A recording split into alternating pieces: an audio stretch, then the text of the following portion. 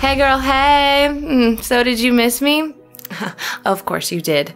Well, in case you foolishly forgot, I'm Bailey, and we here at Attack Gaming recently got our hands on a little MOBA called Gigantic. Now, a lot of people are idiots, and a lot of people are comparing Gigantic to Overwatch. But the real question here is, are those people idiots? Let's find out. My name's Bailey, this is Attack Gaming, and here we go. So, is Gigantic an Overwatch clone? No, not at all. But it is a hero shooter that has heavy MOBA influences. Are there some familiar elements of Overwatch though? Sure. Trip has a lot in common with Genji, and if you squint, you may actually mistake HK206 for Bastion. But more than Overwatch, this game reminds me a lot of Heroes of the Storm. It employs the upgrade style where each ability has a skill tree you can pick and choose from, ultimately giving you a good variety of builds. The entire metagame revolves around aiding one gigantic creature known as a Guardian.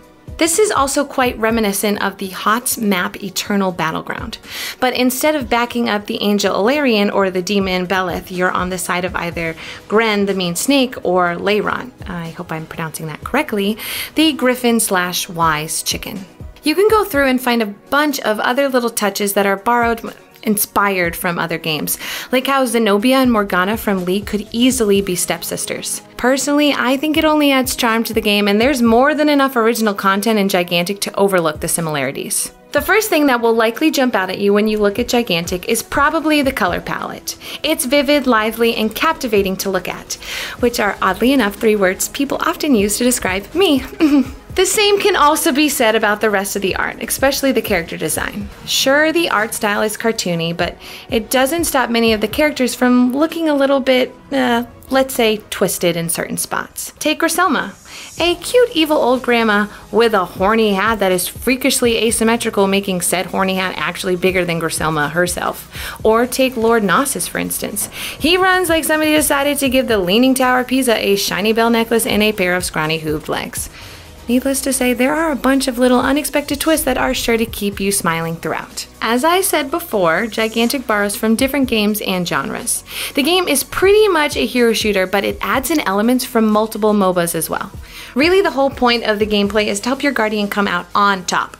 Literally. And you do this by collecting power. With enough power, your Guardian will start rampaging, and after a short delay, they will move across the map and tackle the opposing Guardian, ultimately exposing their weakness. If the Guardian is low enough from a previous attack, they will automatically be wounded. If not, players will have to attack the vulnerable Guardian while the opposing team has to defend. Obtain 3 wounds, your Guardian, and boom, you win. You gather power by killing players or summoning and killing creatures. Creatures once spawned will also automatically collect power. You can run to them for protection, but they also have to be protected themselves, which makes creatures essentially the towers of Gigantic. Towards the end of each game, a clash will be initiated. A clash moves everyone to a smaller arena. It also changes summoning timers, Guardian rampage damage, and certain hero abilities. A clash starts after either 5 rampages have been triggered between the Guardians, or either Guardian only has 1 wound left. This game is fast. While I feel like this game is more like a MOBA than a hero shooter, almost no one has guns, it definitely plays like the latter. When the game starts, there's a brief, maybe 2-minute period in which players are summoning their creatures. Then it's an all-out combat until the end of the game. Unless you're respawning, of course. I mean, you don't always have to fight. You could be summoning or upgrading creatures or destroying the other team's creatures, but that's it. There are no minions to farm, no jungles to lurk through, not even a bush to hide in. At first, I thought this game was way too fast. I actually had this thought while racing towards the enemy Guardian with the extra move speed a Rampage provides.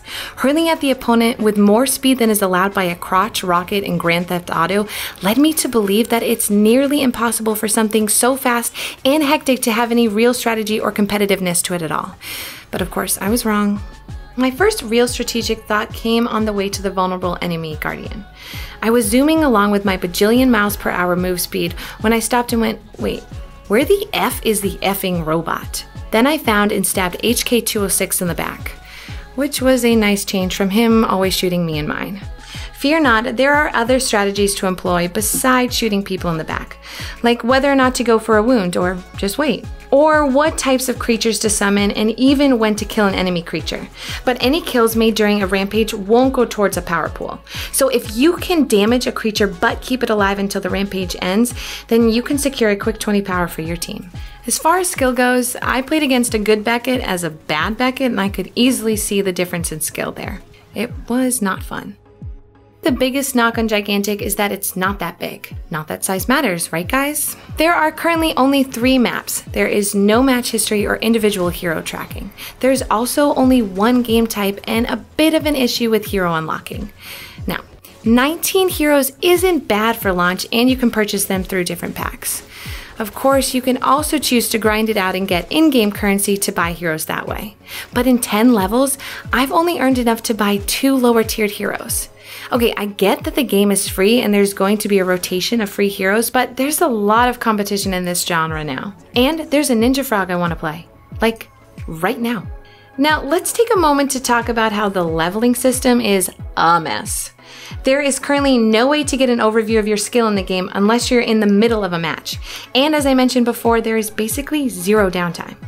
Going through these skill trees is an absolute chore, and it would be really nice to have different loadouts you could set up and save for each hero. It's also hard to know when you run out of stamina. Oh god, I haven't even begun to talk to you guys about stamina. It's basically mana and it depletes when you fight or sprint, but not if you're out of combat. Granted, these are all things that can and likely will get better down the line, and for a game that almost didn't get made at all, some hiccups are to be expected.